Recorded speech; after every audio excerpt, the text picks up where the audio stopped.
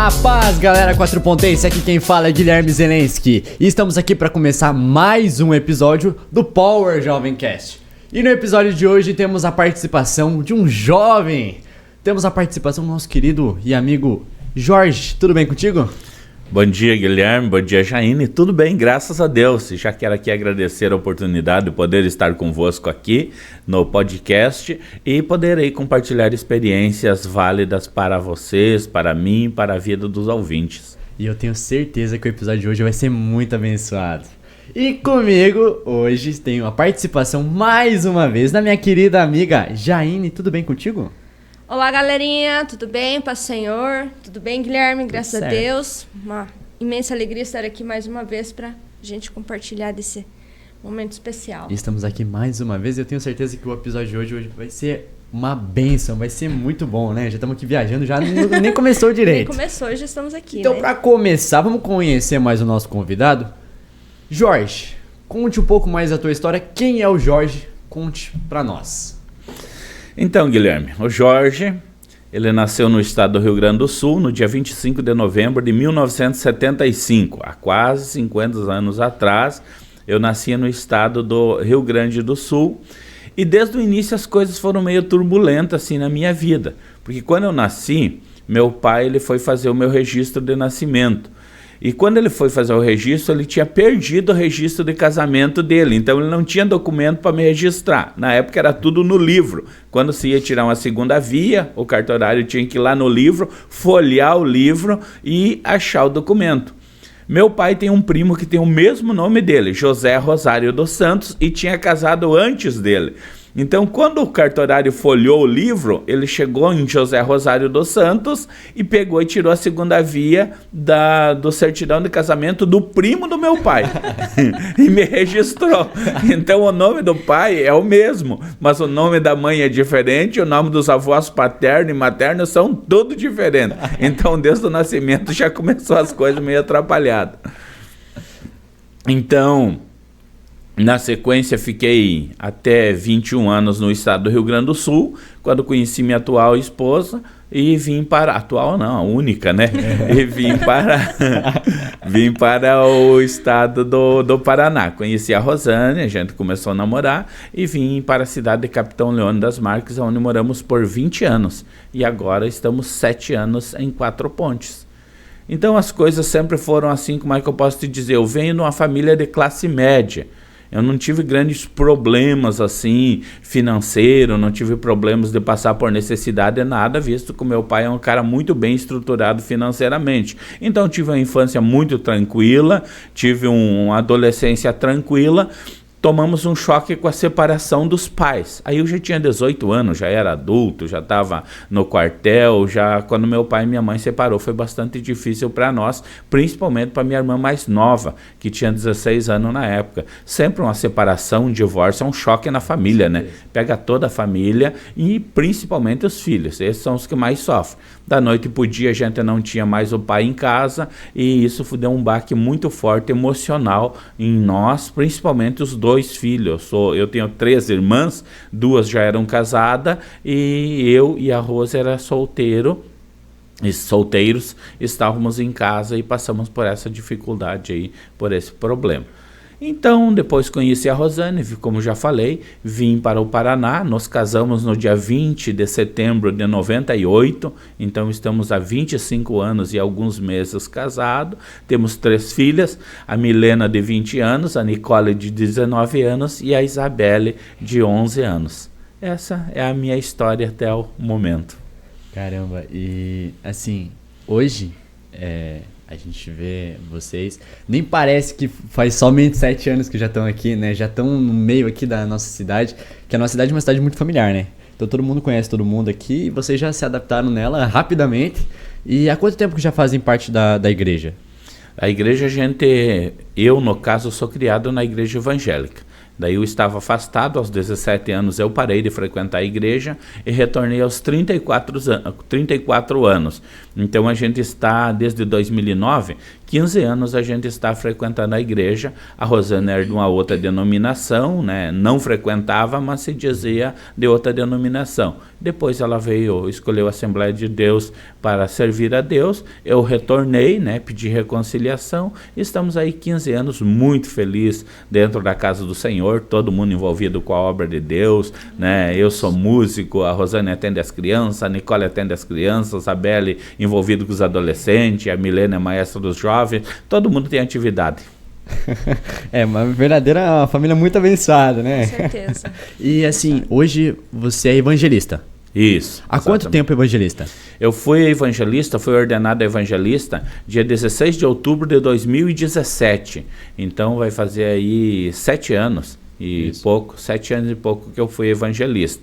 Porque nas Assembleias de Deus é assim, o cargo de cooperador, diácono e presbítero é cargo local do campo eclesiástico local. A partir do momento que tu vai a evangelista ou a pastor, já é um cargo convencional. Então eu fui a cargo convencional há 7 anos atrás e estou muito feliz, muito alegre de estar servindo a Jesus como evangelista, que eu acredito que é o meu lugar. Eu gosto muito da área de evangelismo, eu gosto muito de levar a palavra de Deus. A gente tem um caminhão-palco que faz os trabalhos aí nas praças, nas congregações. A gente sempre esteve envolvido muito com a rua, eu posso dizer assim. O meu chamado é muito rua. Eu gosto de parar o carro de som numa praça, eu gosto de parar o carro de som numa esquina, falar do amor de Jesus. E é muito gratificante tu ver o impacto que isso traz sobre a vida das pessoas. São pessoas indo no carro de som pedindo oração, são pessoas chorando dentro de casa, são outras pessoas gritando, foi Deus que mandou vocês aqui. Aí tu nota a premência e a necessidade que as pessoas têm de ouvir a palavra de Deus e ser edificado pela mesma.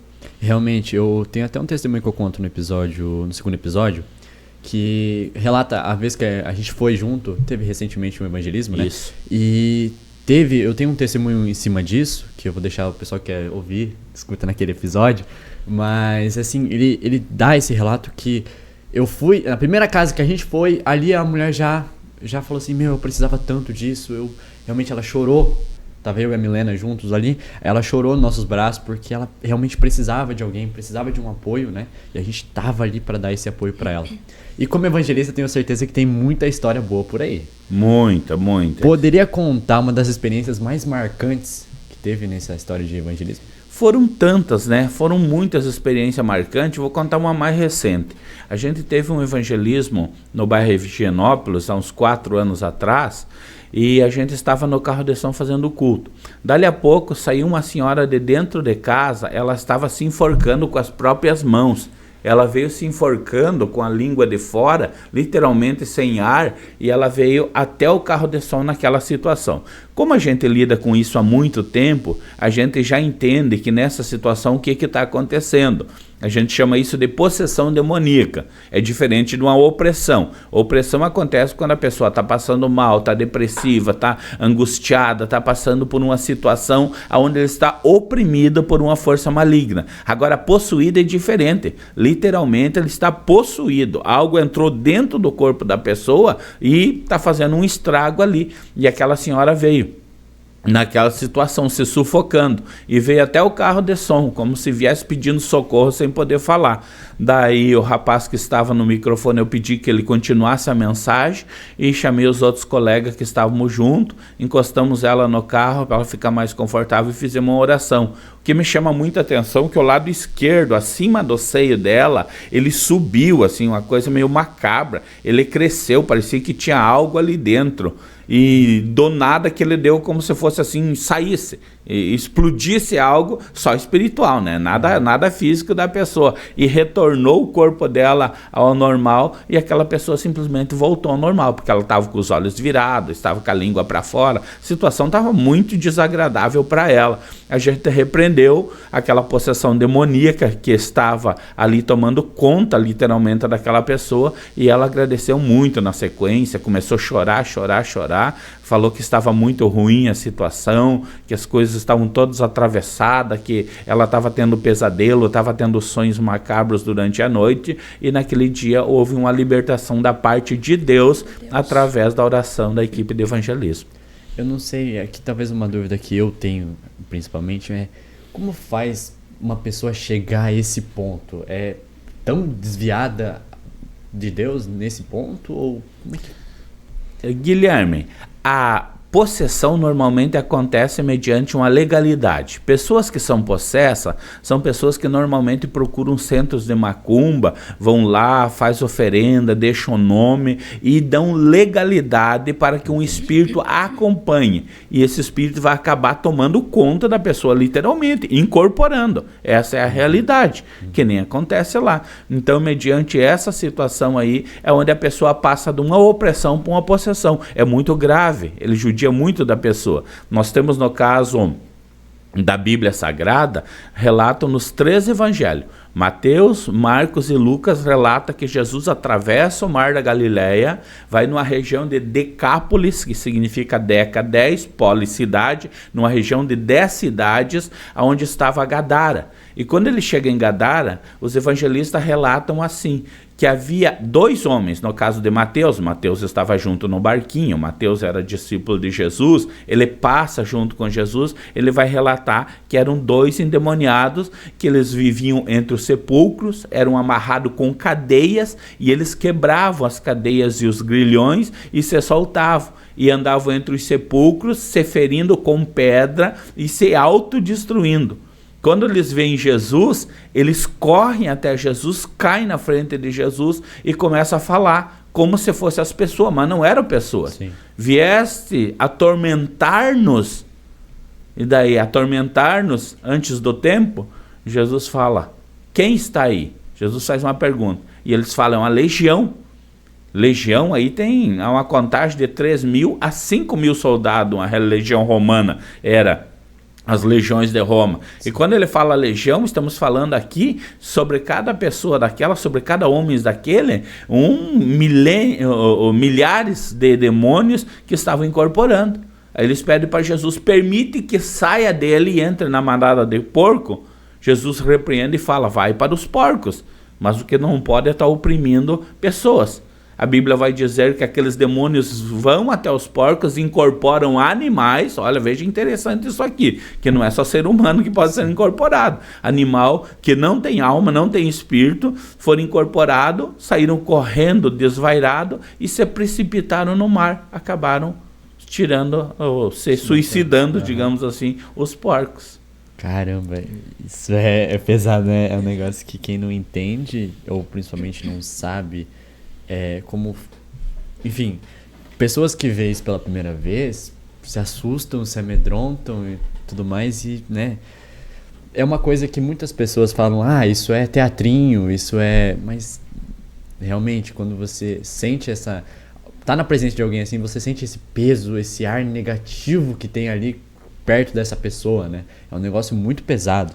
Realmente é uma coisa bem pesada, assim, a sua dúvida também era a minha dúvida, né, questão em relação aos pecados, né, nós, porque somos pecadores, somos falhos, né, então também pode acontecer, né, então, porque é uma legalidade que a gente acaba dando pro inimigo, né, então, assim, eu também achava que isso não pode estar acontecendo até eu ver com os meus próprios olhos, inclusive o pastor olhar para mim, abraça e ora, sim, você, então, assim, ali, assim, é uma coisa surreal, porque, tipo assim, você recém-convertida, você recém tá na igreja, e do nada você vê aquela situação ali, e você tem que orar pela pessoa. Eu falei, meu Deus, Senhor, me capacita, né, porque é algo, assim, muito forte. Então, realmente, acredito que tenha muitos testemunhos, e é uma coisa muito impactante, muito forte mesmo na nossa vida, assim.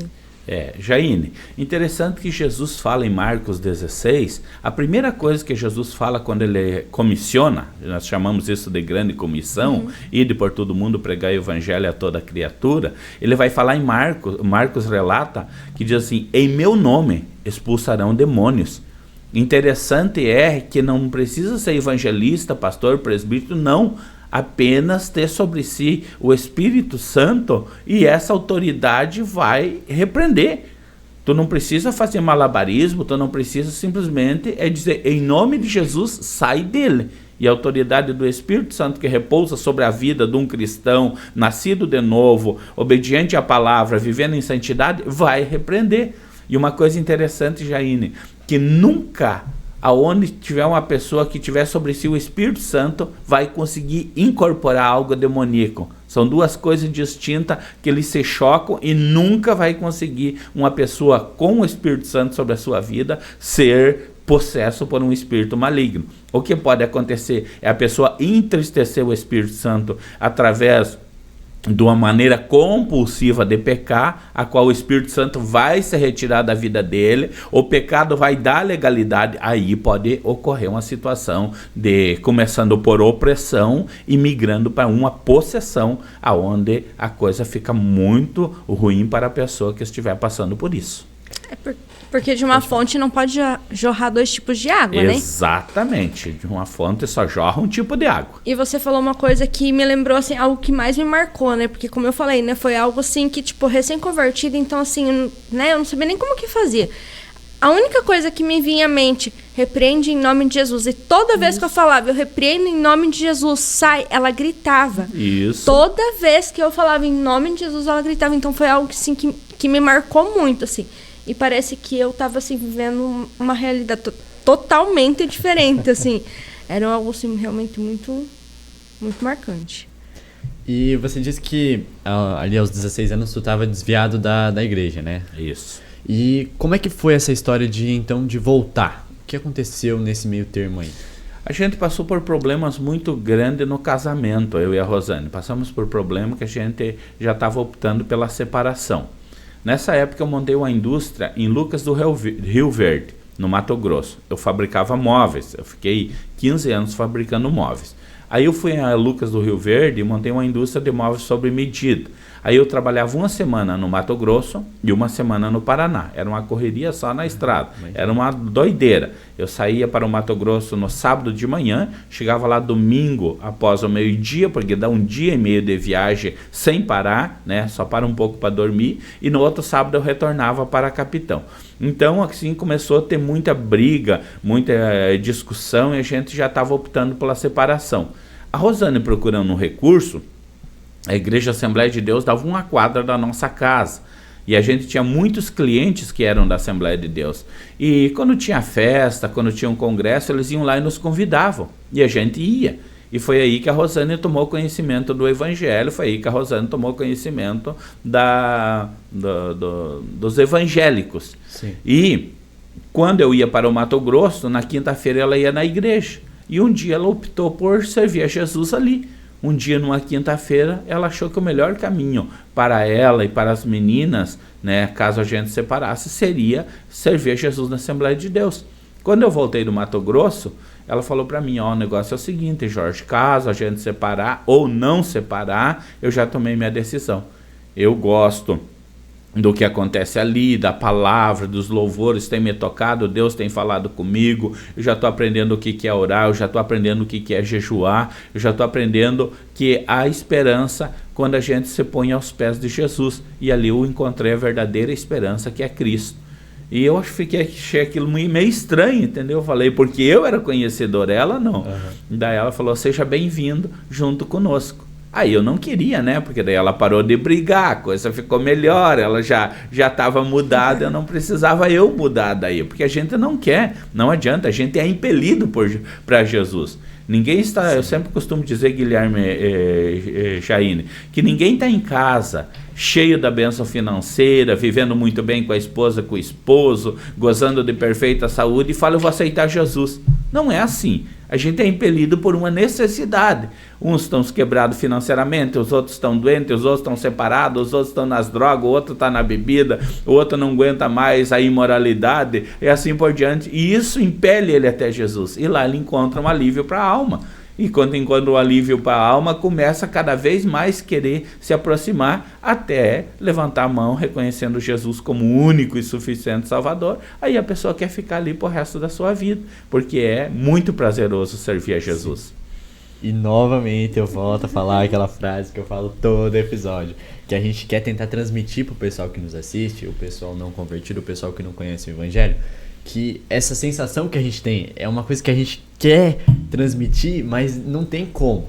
A gente pode falar e você nunca vai sentir o que a gente sente, né? É que nem, eu dou sempre o mesmo exemplo, é que nem vocês dois que são pai, mãe, querer me explicar como é a sensação de ter um filho. Vocês podem falar, e eu nunca vou ter a mesma sensação que é de ter um filho. Você vai chegar um momento que vai falar assim, não, você quer ter essa sensação? Tenha um filho. Né? Então é a mesma coisa que a gente fala, é assim, essa sensação é tão maravilhosa, é tão bom, a gente quer transmitir pra vocês, só que não tem como, vocês têm que conhecer, né? Que é o jeito de tudo, né? Enfim, então Jorge, o teu testemunho, assim, é muito voltado para finanças, né? Você é um empresário. Essa tua vida de empresário, tenho certeza que não foi nada fácil. Conta um pouco para nós. Na verdade a gente trabalhava na vida secular como colaborador, né? Eu fui trabalhar na barragem, na usina de Salto Caxias, em Capitão. Eu entrei lá como servente, de pedreiro, de ajudante, e saí de lá como encarregado de armação, trabalhando na área de ferragem. Então eu tive um crescimento devido a um esforço, ninguém cresce à toa. Eu sempre digo assim, por trás de um vencedor há uma trajetória de muito esforço e muita dedicação. Então quando eu cheguei lá com a mentalidade, eu vim aqui para vencer. E fui galgando os postos ali. De servente fui a pedreiro, de pedreiro fui a encarregado. Como eu me adaptei mais na área de ferragem, de armação, projeto, é uma área que eu gosto, foi a área que eu migrei. Quando eu saí da barragem, porque terminou, não tinha mais o que fazer. Inclusive eu era para ir para o Rio Grande do Sul, fazer uma barragem, tocar a parte de armação da barragem, nessa barragem que rompeu lá em Bento Gonçalves. Essa barragem era para mim estar trabalhando lá, nela, na época que ela foi feita. Sim. Quando a gente terminou a usina de Salto Caxias, que não tinha mais o que fazer, que as empresas vão embora e levam seus bons funcionários, aqueles que se adaptam mais, que eles gostam, eles levam junto para o próximo empreitada, para o próximo serviço, a Rosane me chamou e falou, Jorge, somos só nós dois. Nós não tínhamos filho na época e a Rosane era professora, o salário da Rosane era muito bom. A Rosane trabalha na área de deficiência mental, ela fez o curso de DM, que é deficiência mental, e ela trabalhou sempre na área da APAE e salas de recursos especiais. O salário da Rosane era muito bom, ela falou, você não precisa ir, acha qualquer trabalho em Capitão e vamos ficar aqui, porque é só nós dois. Nós já tínhamos a nossa casa própria, tínhamos o nosso carro, então não tinha necessidade de eu ir embora, né? Sim. Visto que ela tinha um salário muito bom, eu trabalharia num serviço que eu me encontrasse e complementaria a nossa renda. Nessa época chega meu cunhado com a ideia, montar a fábrica de plaquetas para sofá. Plaquetas, vocês devem lembrar que o sofá antigo tinha uma parte decorativa de madeira, pintada ali no braço, nas cabeceiras. Sim. Não sei se vocês vão lembrar ou não, vocês são muito jovens, que aquilo era o que enfeitava o sofá. A Anjos do Brasil, em Capitão, uma empresa muito conceituada, muito grande, fabricava muito sofá na época, fabrica até hoje, mas na época era um horror, porque ela trabalhava com a linha baixa chamada Anjos, e a linha média deles chama De Angelis. Então, hoje eles estão mais na De Angelis, não fabricam muito mais a linha popular. E a gente montou uma fabriqueta de plaqueta para sofá, fazendo aquelas pecinhas e vendia para eles. E quando eu vi as máquinas que cortavam madeira, sempre fui muito curioso, muito, né, com vontade de crescer, e diga-se de passagem, sempre eu botei na minha cabeça que eu seria um empresário. Então eu nem quis seguir os estudos. Meu pai queria pagar uma faculdade de engenharia para mim na época, eu não quis, porque a minha cabeça era montar um comércio. Minha cabeça era montar uma empresa, sempre foi. Mesmo trabalhando na usina, mesmo trabalhando em outros trabalhos que eu trabalhei, estava sempre focada para montar o próprio negócio. Meu cunhado, na época, tinha um aviário de 130 metros que garantia uma renda para ele, e eu tinha a Rosane, tenho a Rosane ainda, né? Mas tinha ela que tinha um salário bom que garantia a renda da casa. Falei, vamos montar essa empresa. Daí a gente não dependia de retirar pro labore da empresa para nossa subsistência, para nossas necessidades. A gente tinha outra fonte de renda. Então, tudo que a empresa dava, a gente reinvestia em cima da empresa. Aí adaptamos mais, compramos mais umas máquinas e começamos a fazer móveis. Aí, com o tempo, a gente migrou só para a área de móveis e não fabricou mais plaqueta. Tanto é que saiu fora de moda, né, na época. Acabou o sofá com as benditas plaquetas, então a gente partiu para a área de móveis. Aí migramos com tudo, cheguei a ter 42 funcionários na empresa, Caramba. né? Fabricando móveis planejados para residência, fabricando instalação comercial, fabriquei muita instalação comercial para mercado, para farmácia, loja de confecção, então perdi a conta de quantas lojas a gente fabricou para as pessoas, porque na região de Capitão, na época, era só nós. Só tinha eu de móveis planejado em Capitão. Então, se a pessoa quisesse procurar uma segunda opção, ele tinha que ir em 70 quilômetros até Cascavel. Nossa. Então, a gente dominava o mercado. Sim. Por ser o único, parte de prefeitura, hospitais, APAI, tudo era nós que fabricávamos o que eles precisavam. Ou era vocês, ou era vocês. Ou era nós, porque a pessoa se deslocar 70 quilômetros para buscar um profissional já é difícil. Agora pensa um profissional se deslocar 70 quilômetros só para fazer um orçamento. Não tem como, né? E depois trazer tudo isso, montar. Logística, né? Claro. Ele acaba estourando o custo lá em cima, o preço ia ficar bem mais caro que nós, e nós ficamos aí aproximadamente 6 anos sozinhos. Só nós fabricávamos móveis planejados em Capitão, Santa Lúcia, região ali, Boa Vista da Aparecida. Então a gente dominava, digamos assim. E durou quanto tempo daí essa loja de móveis? 15 anos. 15 anos. 15 anos. E daí o que aconteceu ali, porque hoje você mexe com roupas, né? Confecções. Confecções. E o que aconteceu para ter essa mudança? Aí, Guilherme, aconteceu o seguinte. Eu montei em Lucas do Rio Verde uma fábrica de móveis sob medida, e nessa época nós tínhamos uma loja em Cascavel, no centro de Cascavel, na Avenida Brasil, a gente tinha uma loja de móveis. Ou seja, eu tinha uma fábrica de sob medida em Capitão e uma loja em Capitão, mais uma loja em Cascavel. Essa loja de Cascavel eu fechei e levei para Lucas do Rio Verde, colocando ela junto com a outra indústria. Eu fabrico aqui e coloco na loja aqui. Porque o sob medida existe assim um segredo nele, porque nem sempre tu tem projetos aprovados pelo cliente para tu produzir. Então há vacância de espaço entre um projeto e outro que o profissional acaba não tendo o que produzir. Então a gente, nessa época, a gente pegava e colocava produzir sala de jantar, balcão, mesa e levava para nossa loja. E por isso que a loja era tão interessante que existisse junto com a fábrica, que as duas se casavam perfeitamente. E eu enfrentei um problema financeiro e quebrei. Tive que fechar no Mato Grosso, tive que recuar, as coisas não deu certo, foi um período muito difícil. 2009, Lucas do Rio Verde enfrentou uma recessão muito grande, porque a Sadia pretendia trabalhar lá com 5.000 funcionários, abrir o maior frigorífico da América Latina, e não deu certo deles começar a produzir imediatamente.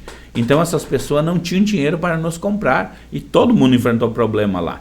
Como o meu deslocamento era muito caro, eu levar funcionário, todos os funcionários que eu tinha lá em cima basicamente eram levados do Paraná, acabei enfrentando problema financeiro, tive que fechar lá em cima e recuar para Capitão. Só que daí eu recuo com a dívida milionária.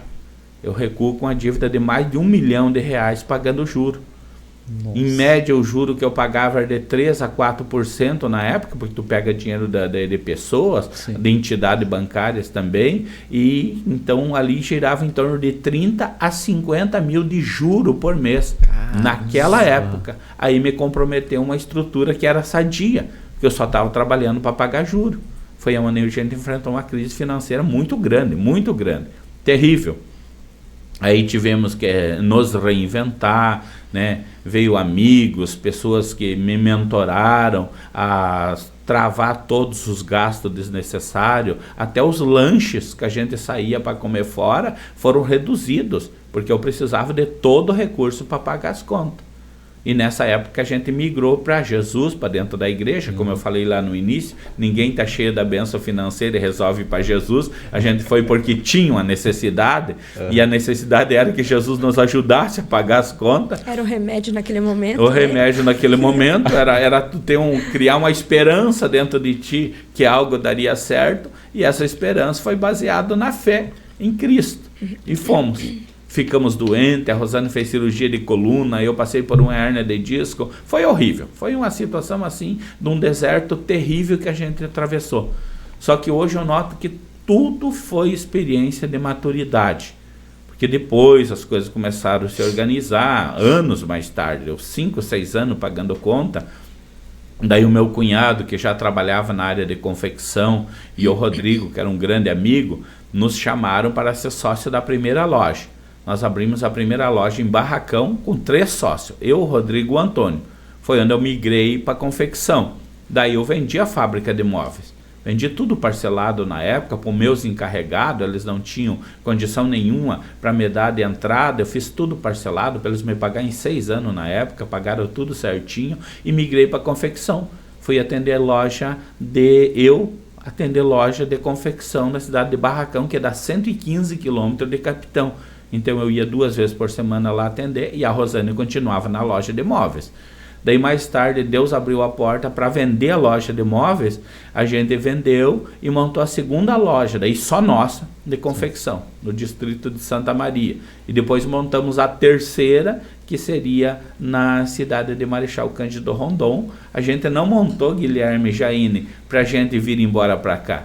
A gente não tinha ideia, porque os planos de Deus são totalmente diferentes dos nossos. Deus trabalha, eu costumo dizer, com quebra-cabeça perfeito. Sabe aquele quebra-cabeça, tu coloca uma pecinha errada, ele não encaixa até o final. Sim. Mas o quebra-cabeça de Deus não, ele coloca as peças tudo certo. Eu montei a loja aqui, em Marechal Rondon, e era para vir uma funcionária nossa, que era gerente, ela trabalhava há 16 anos com nós nessa época. Caramba. Muito tempo, a Débora. Daí, quando eu falei para ela vir, ela falou que ela não viria. Que ela já estava lá com quase 30 anos, ela tinha arrumado um namorado, ele era da cidade de Capitão, ele é veterinário, então ela falou que ela pegaria e retornaria para Capitão. Ela cuidava da loja de Santa Maria, que vale dizer que essa loja ia ser fechada, porque a duplicação tirou fora, a duplicação da BR saiu fora do distrito de Santa Maria, então essa loja se tornou inviável para mim. Eu iria fechar a loja e ia trazer a Débora a atender Marechal, e eu continuava em Capitão. Daí ela não vindo, não sobrou opção, tivemos que vir nós. E hoje eu digo assim, a melhor coisa que a gente fez na nossa vida, porque a gente ama morar aqui, as coisas deram muito certo, Deus abriu as portas, né? Construímos o prédio da segunda loja aqui, né? Migrei para a área da construção civil, eu construo casa para vender, então deu tudo certo. Deus estava no controle absoluto. E eu sempre falo, às vezes as coisas acontecem, tipo assim, você tá lá em cima, você tá às vezes no topo ou próximo do topo, e de repente você tem que dar aquele passo para trás, e às vezes até ficar sem nada, que foi o que aconteceu contigo. E eu olho assim, eu falo, gente, às vezes a gente não entende o trabalhar de Deus, né? Mas lá na frente tudo faz um sentido. E quando você falou do quebra-cabeça, eu fico imaginando, né? Vamos montar um quebra-cabeça aqui agora.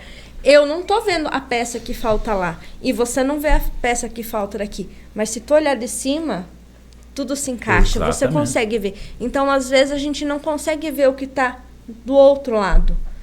Mas aquele que está lá em cima vê tudo, e ele que realmente vai encaixando, que vai tudo dando certo. Infelizmente, muitas vezes são anos, o desespero deve ser muito grande, principalmente financeiramente. Ele se torna cansativo, Jaine. Ao longo do tempo, as tuas forças, ela vai sendo minimizada ao extremo, porque tu não aguenta mais. Tu não enxerga a famosa luz no fim do túnel. Só que tem um versículo bíblico que eu carrego de cabeceira para a minha vida, que é Romanos 8:28, que diz assim: todas as coisas contribuem juntamente para o bem daqueles que amam a Deus e são chamados segundo um propósito. Então, quer dizer, a crise financeira contribui para o bem. A gente não entende na hora, a gente não consegue entender na hora, mas depois tu entende. Jesus, quando lava os pés do discípulo, Pedro diz assim: não, o Senhor não vai lavar meus pés. Jesus fala: se tu não lavar os teus pés, tu não tem parte comigo. Aí Pedro fala: então não só os pés, lava todo o corpo.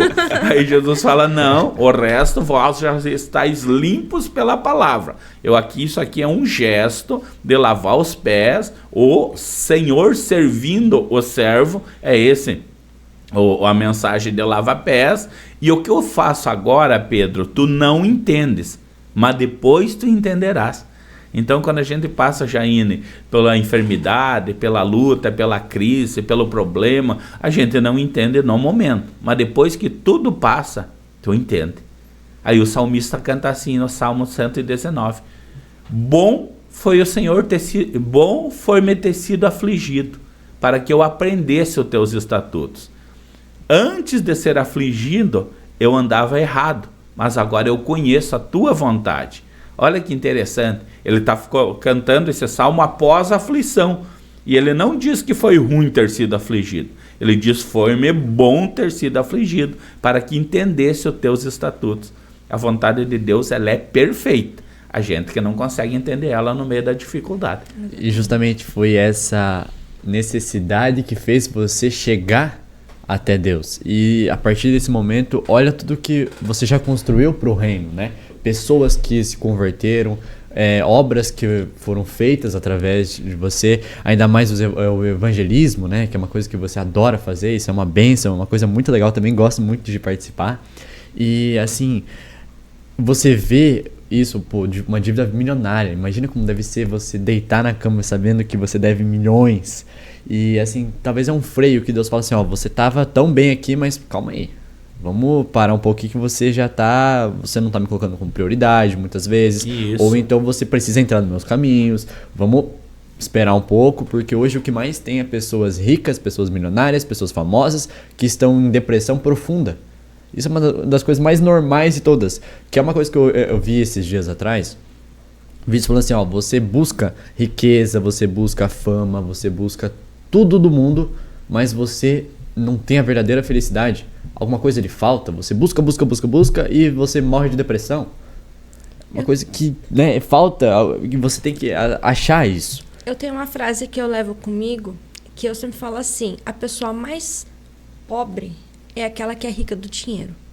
Porque às vezes você tem dinheiro e é o que você falou, você é milionário, mas você não tem a tua família, você não tem um momento de alegria verdadeira, você tá ali só por um status.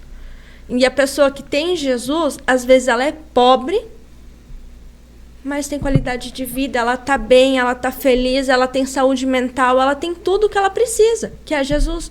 Você tendo dinheiro e não tendo Jesus, você não tem nada. Então você literalmente é pobre, é miserável. Justamente. E Jorge, você tem uma experiência muito grande no mercado financeiro, né? Agora no mercado financeiro, no mercado de finanças. Qual seria um conselho para uma pessoa que, digamos que ela caiu nesse vídeo agora, caiu nesse podcast agora, e ela está desesperada? Qual seria o conselho que você daria para esse pessoal? O primeiro conselho, que eu não posso ser aqui irresponsável de dar umas técnicas para a pessoa sair do endividamento e não dar o antídoto para ele resolver o seu problema. O primeiro passo é buscar a Deus, é ter um encontro com Deus, é ter um encontro com Jesus. Fora isso, a situação dele ele pode ser apagado um incêndio, mas daqui uns dias ele vai ter problema em outras áreas. Eu fui dar uma palestra de gestão financeira na Univel, em Cascavel, reuniram 2 turmas, e eu iria falar das 8h30 da noite, das 20h30 horas, às 21h30. Era 1 hora que eu teria para falar. E eu fui falar sobre finanças com esses moços, com esses jovens lá universitários. Eu comecei falando fiz um gráfico no quadro que eles me deram e mostrei as finanças. Se você subir na vida assim, sozinho, você vai subir. Mas o detalhe, vai chegar num momento que vai te fazer falta algo, porque você está sozinho. E esse algo se chama Deus na tua vida. E daí eu fiz o gráfico caindo, fiz o gráfico descendo. É nesse momento onde você começa a enfrentar problemas em todas as áreas, e tu olha para aquilo que tu conquistou e pergunta, que valor que tem isso? Que valor que tem isso se eu não tenho paz? Que valor que tem isso se eu não tenho saúde? Que valor que tem isso se eu perdi a família? Que valor que tem isso se eu estou me destruindo em vícios? E interessante o que era para falar 1 hora.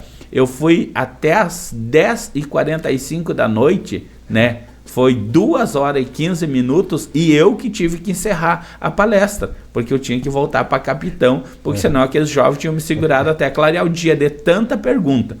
Eu falo aqui, vou ensinar para vocês. Era administração, o curso de administração. Vão ensinar vocês a administrar, ensinar talvez vocês o caminho de ganhar dinheiro.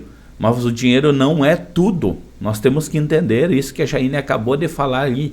Existem pessoas pobres, vou falar pobres entre aspas, sem uma condição financeira prominente, Mas ele é rico, o cara tem paz, o cara tem alegria, o cara chega em casa, ele está comendo literalmente feijão, arroz e ovo frito e está se alegrando com aquela situação. Por quê? Porque tem algo que traz satisfação na sua alma. E isso se chama Jesus de Nazaré. A pessoa tendo um encontro com Jesus, agora respondendo a tua pergunta, ele começa, é o princípio da sabedoria. O temor ao Senhor, a Bíblia vai dizer que é o princípio da sabedoria. Ele teme a Deus. O que é esse temor aqui? Um respeito profundo a Deus, e ele começa a ser uma pessoa sábio. Aí ele vai para os seus investimentos. Vamos falar agora sobre finanças aqui. Ele monta a sua barraquinha de cachorro-quente. Ele começa vendendo 10 cachorro-quente. A sua administração tá séria. Ele está pegando os macetes ali, como que ele faz, como que ele agrada o cliente, aquilo que o cliente pede. Ele está sondando o terreno onde ele está pisando. Dali uns dias ele está vendendo 50. Ele contrata um colaborador para ajudá-lo. Opa, ele já passa a ser um empresário, ele já tem colaborador. Ele não é mais um profissional liberal. Ele já é um empresário, porque ele tem uma empresa que tem um funcionário. Dali uns dias ele aluga um salão e monta uma lanchonete e contrata mais 5, 6 pessoas. É assim o crescimento. Mas tem que ser feito tudo com responsabilidade. E eu falo que todo investimento ele tem que passar pelo crivo das 4 perguntas.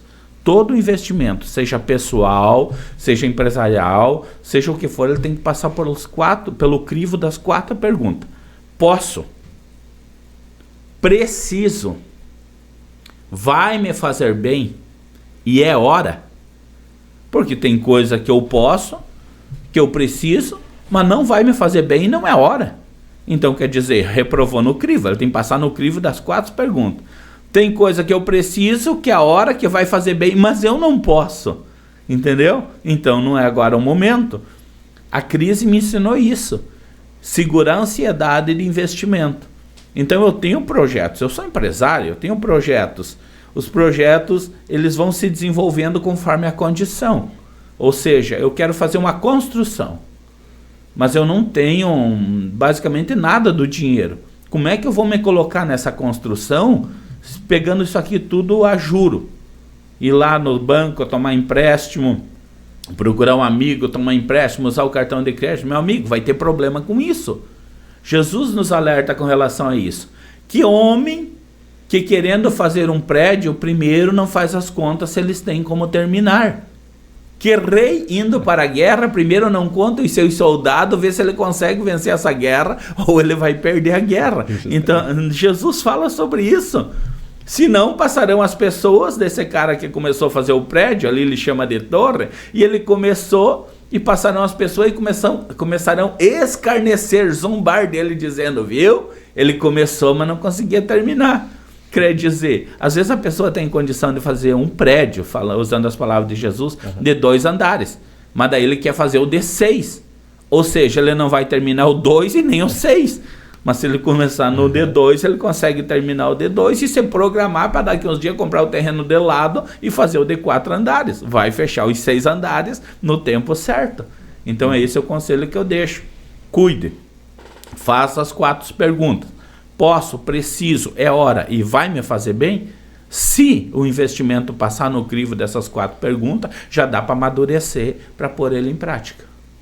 E outra coisa, um outro conselho que você daria para uma pessoa que talvez ela está assistindo agora, uma coisa que eu já recebi mensagens sobre, pessoas que elas escutam, elas entendem, mas elas têm medo, vergonha, elas querem buscar mais, mas elas não dão aquele primeiro passo.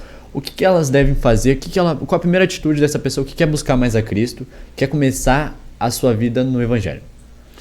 A primeira atitude da pessoa que queira começar a sua vida com Jesus é se aproximar dele. Como que se aproxima dele? Jesus, sobre a face da terra, ele tem um corpo. Esse corpo se chama igreja. Então a primeira aproximação para fazer parte do corpo é chegar até o corpo. Então procurar um lugar onde ele se sinta bem, onde ele gosta, onde ele sinta a presença de Deus, onde as pessoas são agradáveis, onde eles são chamados a um aconchego de irmandade. Eu vou usar essa palavra aqui, não seria a palavra adequada, mas eu vou usar essa palavra aqui para ele ser acolhido. A partir desse momento entra a responsabilidade já não do indivíduo, entra a responsabilidade da igreja, porque eu, enquanto igreja, eu tenho a responsabilidade de cuidar daqueles que chegam ali machucado, como eu fui cuidado quando eu cheguei machucado, falido, arrebentado, separado, praticamente dentro de casa. Alguém me cuidou. Então, a Bíblia Sagrada diz assim, e é interessante que isso a gente pode aplicar em dívida também. A ninguém deveis nada a não ser o amor. Olha que interessante. Então, o amor de Cristo que me alcançou me faz devedor do mesmo para outra pessoa, para ele ser alcançado. Aí entra o evangelismo, aí entra o discipulado, aí entra quando a gente faz um culto. O que é um culto? Uma oferta a Deus. A gente faz um culto, falando agora de igreja templo, para nós oferecer a Deus louvor, adoração, reverência, gratidão. Isso a gente está oferecendo a Deus. Mas nesse culto chega alguém que não entende nada de culto, mas ele foi ali porque alguém o convidou, ou foi alguém, ou não seria constrangido, mas pegado literalmente e levado até ali. Sim. Interessante que quem leva não é pessoa, quem leva é o Espírito Santo que impele a pessoa até ali. Aí a pessoa chega nessa situação, o Guilherme, ele já procurou todo tipo de situação. Ele procurou a válvula de escape na bebida, ele procurou a válvula de escape na macumba, ele procurou a válvula de escape em religião e nada socorreu ele. Aí ele chega até Jesus impelido pelo Espírito Santo, e a minha função enquanto igreja, devedor do amor de Cristo, é chegar nele. É o que aconteceu com os senhores também, com vocês, né? Sim. Alguém chegou ali e falou, não, fica conosco aqui, aqui é bom. Aí começa o princípio da sabedoria, que é temer a Deus. Essa pessoa vai ter um respeito a Deus. Aí no segundo culto ele volta mais animado um pouco, acreditando que o problema dele vai ser solucionado através dali. Mas o Espírito Santo está levando ele não para a solução do problema, está levando ele para a salvação da alma. E a partir desse momento Deus trabalha as duas coisas junto, a causa e o efeito. O que é a causa? Salvação da alma. O que é o efeito? Uma luta que impeliu ele até ali. E nessa situação a pessoa conhece Jesus. Eu acho muito legal o jeito que o Espírito Santo age na gente, né? É uma coisa que a gente sempre conversa aqui, que é uma sensação, é um negócio muito diferente. Eu sempre tive muito... Eu não gostava muito de frequentar a igreja, né? Eu era católico e eu não gostava.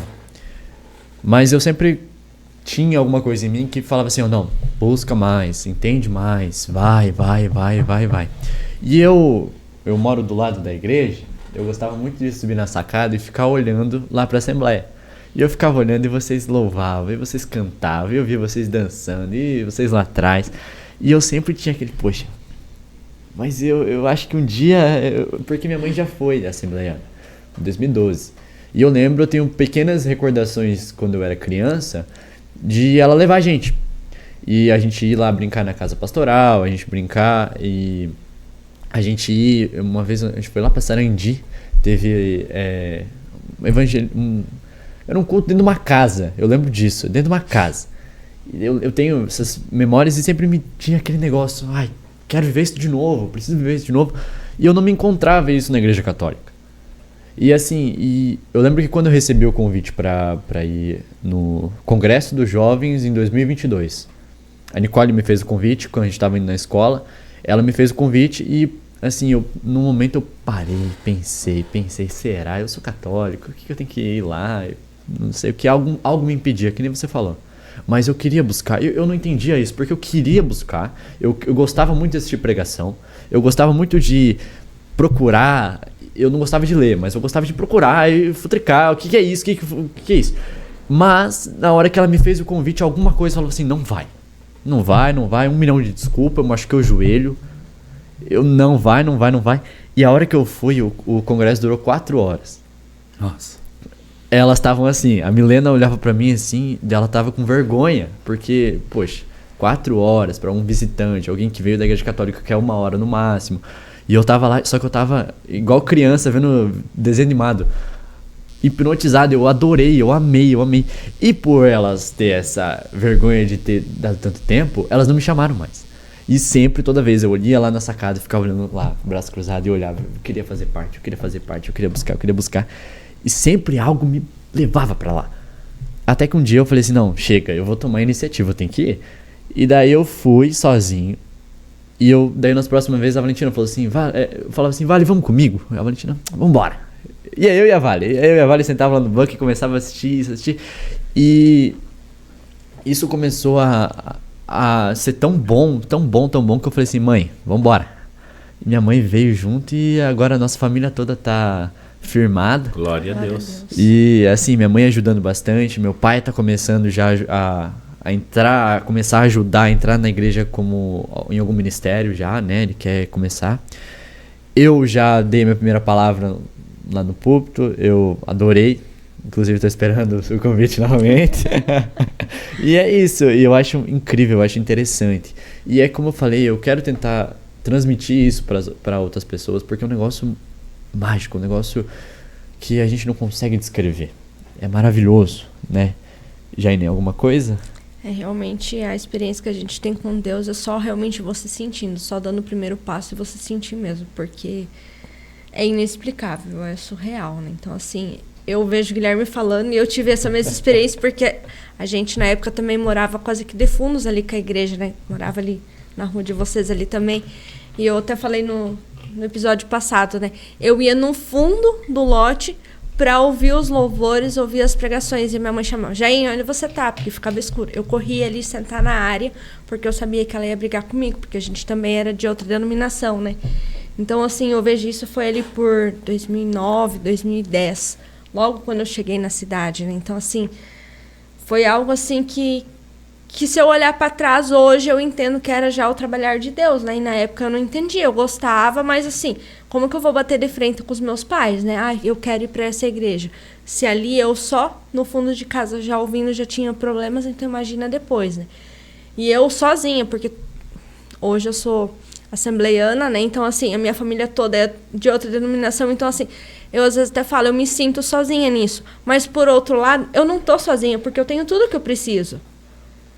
Eu vou para a igreja sozinha, eu levo os meus filhos, né, que hoje eles também são, né, mas assim, eu não tenho aquele apoio de pai, de mãe, de família, então assim, muitas vezes eu falo assim, a gente precisava até de uma oração, alguma coisa, e a gente não tem aquela proteção, aquela bênção do pai e da mãe, mas a proteção maior vem do céu, né, então assim, é uma coisa que realmente dá o primeiro passo. O importante é você querer buscar, você sentir aquela sede e só vai ter uma fonte que vai matar a sua sede, né? Você vai ser sempre alimentado espiritualmente só pelo nosso Senhor mesmo, né? Exatamente. E explicar isso aqui, vocês citaram um exemplo ali, o Guilherme citou um exemplo de ser pai. Como é que ele vai saber o que é ser pai se ele ainda não é pai? Eu vou mais longe ainda, Guilherme, eu vou mais longe. Falar para uma pessoa que não conhece Jesus, de Jesus, é como tu falar para um cego de nascença o pôr do sol. Ele não faz noção do que é isso. Ele é cego de nascença, ele nunca viu o sol, nem se levantar e nem se pôr. Então, isso aqui é o trabalho do Espírito Santo. O ser humano, ele ficou para pregar como testemunha. Jesus falou, ser-me-eis testemunha. Então, como é o testemunho de Jesus? Primeiro, com a minha maneira de viver. Eu sou um cristão verdadeiro, eu me pareço com Cristo, eu tenho atitudes que Cristo teria, aí começa o testemunho. Segundo, o convite. Vamos até lá, que foi o caso da Nicole e a Milena de convidar para o congresso de jovens. Para ela, né, 4 horas de culto é muito tempo para todo mundo, né? Sim, então ela se sentir envergonhada de tu convidar para o próximo culto e tu dar um não, porque tu cansou demais. Sim. Mas já o Espírito Santo já tinha começado o trabalho na tua vida de convencimento. É ele que convence o ser humano do pecado, da justiça e do juízo. É ele que convence. A nossa função é apenas convidar. A nossa função enquanto igreja é convidar, fazer o convite. O convencimento vem pelo Espírito Santo.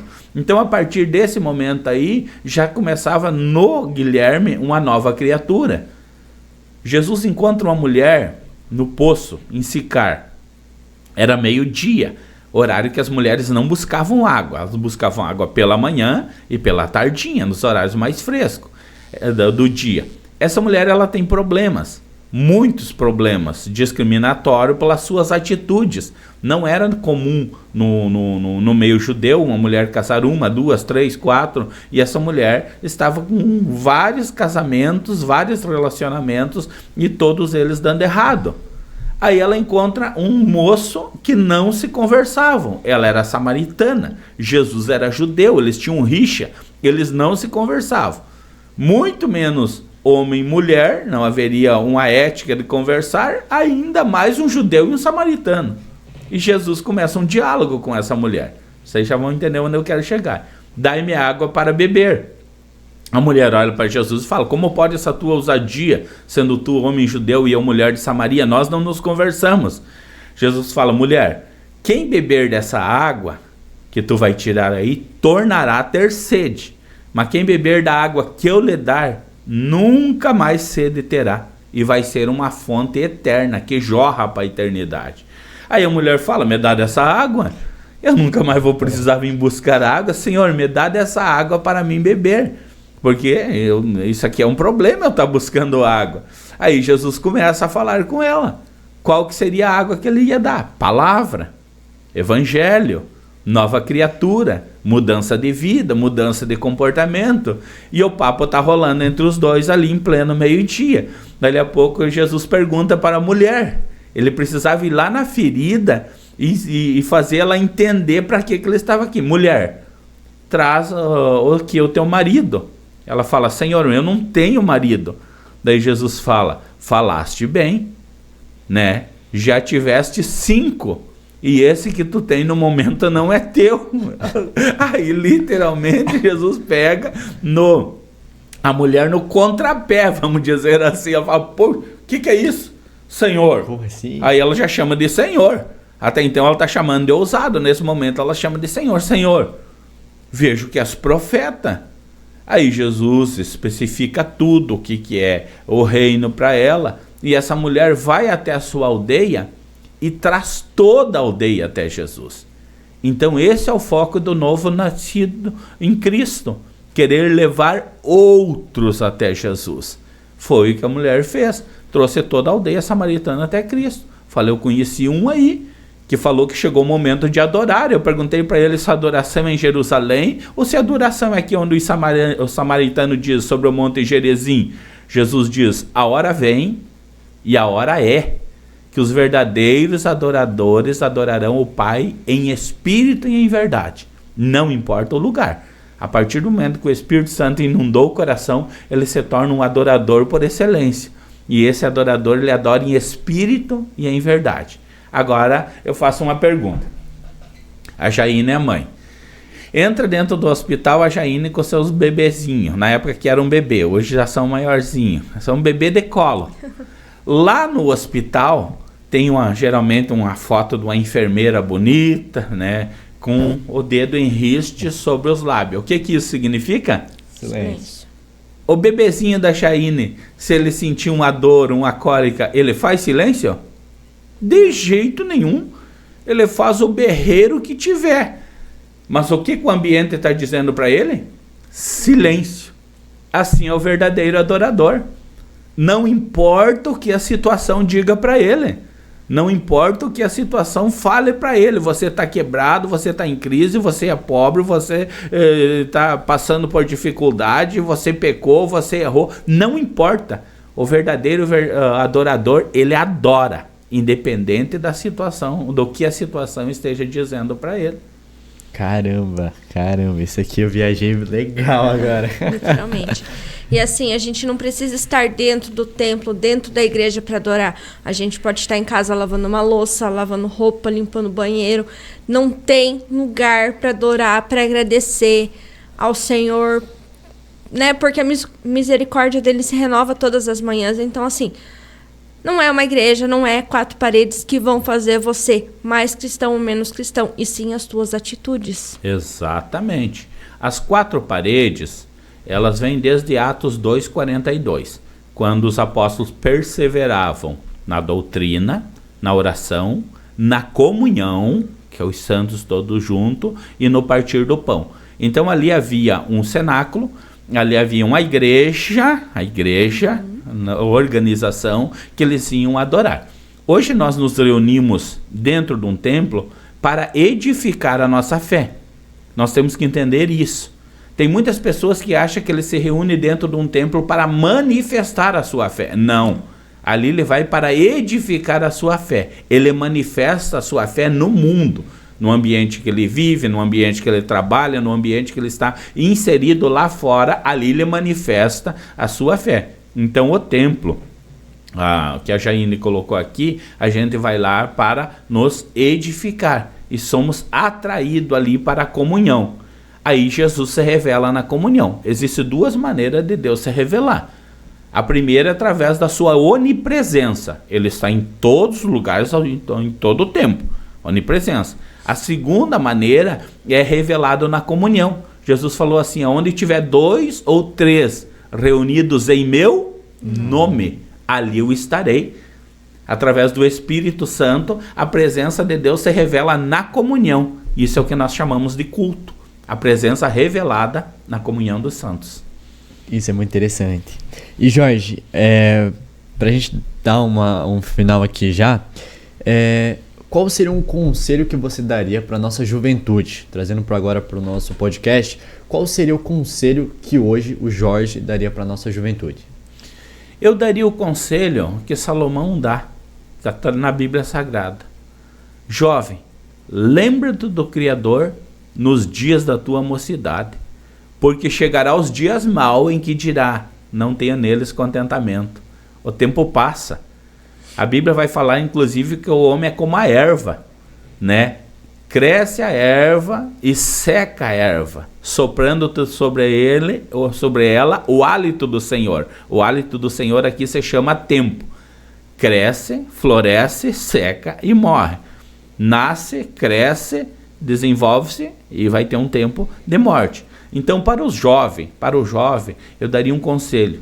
Eu tenho um arrependimento muito grande na minha vida, eu chamo isso de arrependimento de anos perdidos na minha vida. Foram 17 anos que eu perdi distante do Senhor, Guilherme Chaine. Isso eu carrego como um arrependimento muito grande. Eu poderia ter vivido muito melhor, eu poderia ter prosperado muito mais, e eu poderia ter feito mais pelo meu próximo, através do reino de Deus, levando o evangelho. Entende? Hoje, como empresário, a gente vai atacando em todas as áreas para que as pessoas conheçam a Jesus. Através do evangelismo, já falamos aqui, através do discipulado, através do culto, através de mensagem, através de pregação, através do podcast. Eu e a Rosane, nós temos 4 missionários que a gente paga mensal essas pessoas, está financiando o ministério deles e eles estão lá pregando a palavra. Então isso me traz muita satisfação em saber que eu não estou sozinho. Além de eu estar com a minha família fazendo pelo reino, existem mais 4 famílias aí que todo dia 15 é depositado os valores para a subsistência deles e eles estão fazendo a obra de Deus. Agora eu faço uma pergunta para vocês. Como empreendedor, como investidor, se eu não tivesse perdido esses 17 anos, quantos eu poderia ter mais, né? Quantas pessoas eu teria alcançado?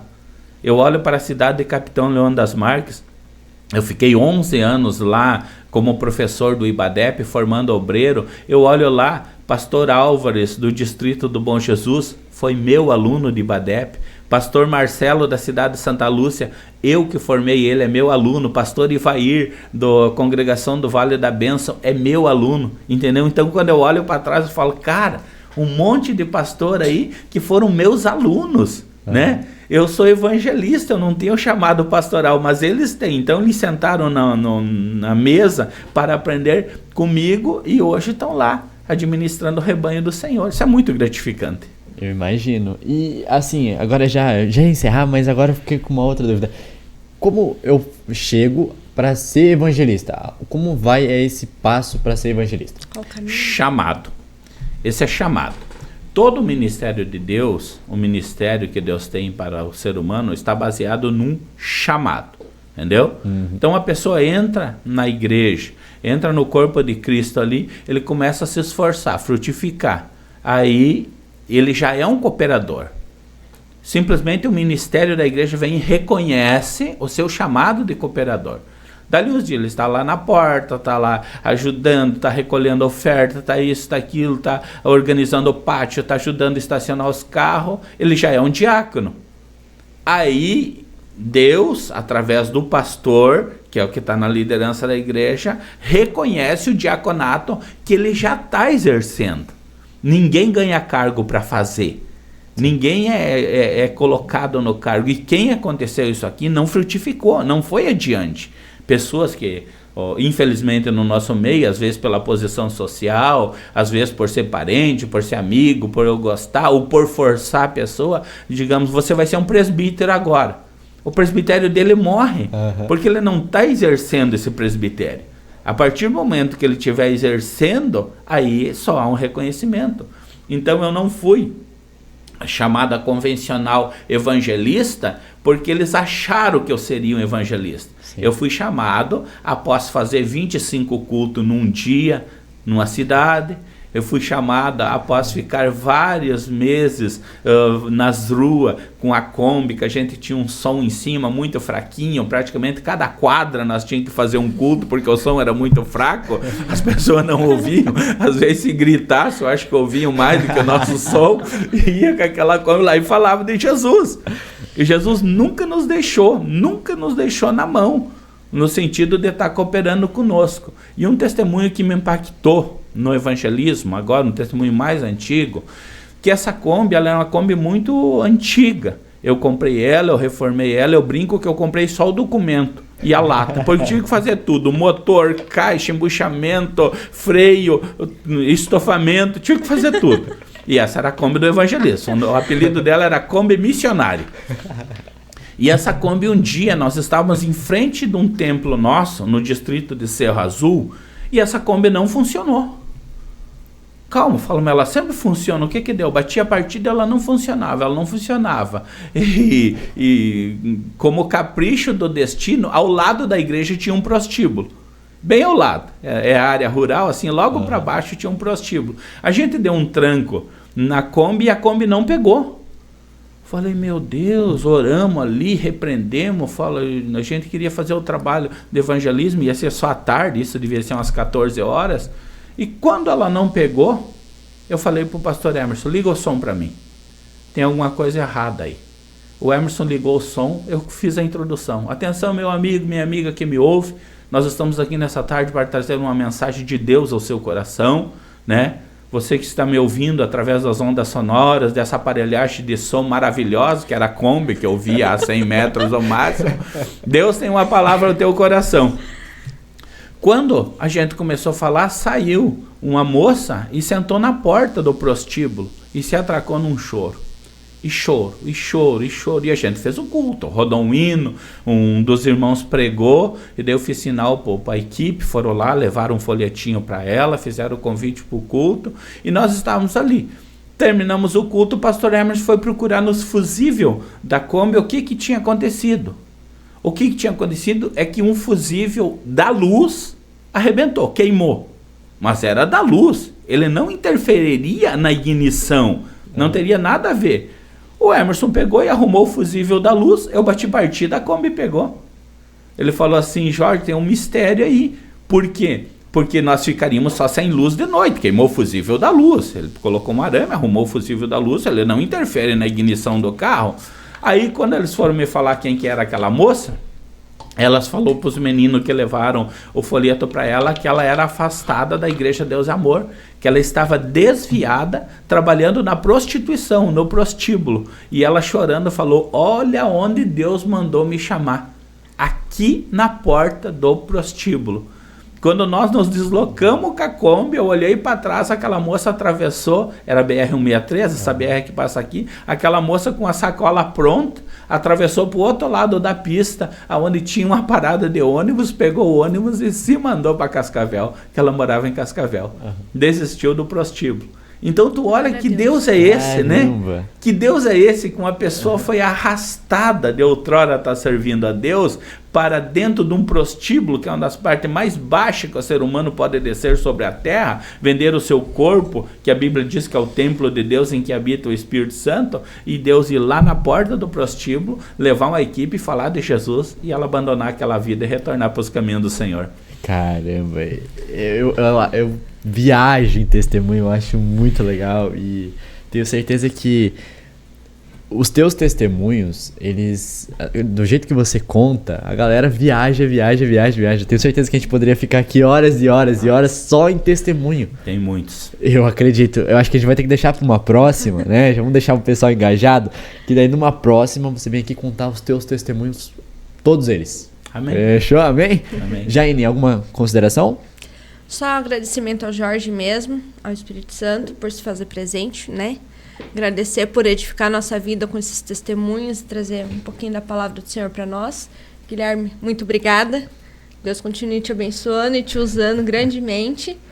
E que o podcast continue sendo sucesso, né? Amém. Então, eu também faço das tuas palavras as minhas. Eu agradeço, Jorge. Muito obrigado por disponibilizar o seu tempo, disponibilizar aqui a sua presença, a sua companhia aqui conosco. E o que você falou, eu tenho certeza que vai abençoar a vida de muita gente, os ensinamentos a gente pega pra nós também. A gente tá aqui sempre aprendendo cada vez mais e mais. E como eu falo, eu sento aqui, eu viajo. Eu gosto de ouvir vocês falar e, nossa, a gente viaja e é um ensinamento muito legal.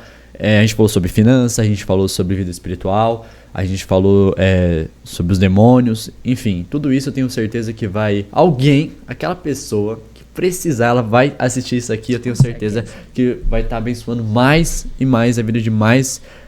alguma pessoa. Eu tenho certeza que Deus vai usar esse episódio para abençoar a vida de muita gente. Amém. Agradecimento é meu, eu que agradeço, porque fazer a obra de Deus, falar do amor de Jesus, testemunhar do que Ele fez na nossa vida é um privilégio. Então isso aqui não é obrigação, não é esforço, não é cansativo, não é nada disso. Jesus falou, ser-me-eis testemunha. E isso que eu fiz nessa manhã aqui é sendo uma testemunha de Jesus, do seu poder de restauração, de regeneração, de mudar cativeiro, de entrar com uma nova provisão, né? Porque terminando o meu testemunho aqui na área das finanças, Deus mudou toda a nossa história financeira. Deus reverteu, pagamos toda a dívida, 100%, não ficamos devendo um centavo para ninguém. E havia ainda, só para nós encerrar aqui, uma promessa, que Deus tiraria nós de capitão exaltado. E quando saímos de capitão, nós saímos de capitão com as contas todas pagas, morando dentro da nossa própria casa na avenida. Nós temos uma casa na avenida de Capitão Leônidas das Marques, ela está lá alugada, ficou como um marco daquilo que Jesus fez. Eu no meio da luta, eu achei que eu nunca mais conseguiria comprar uma casa para colocar minhas filhas.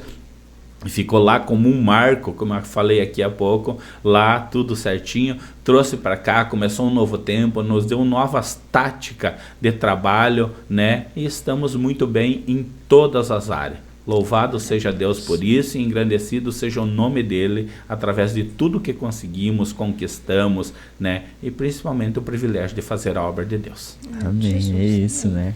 Então, pessoal, muito obrigado para você que assistiu até aqui, você que está aqui assistindo e juntamente igual a nós, vidrado na palavra que o Jorge trouxe para nós hoje.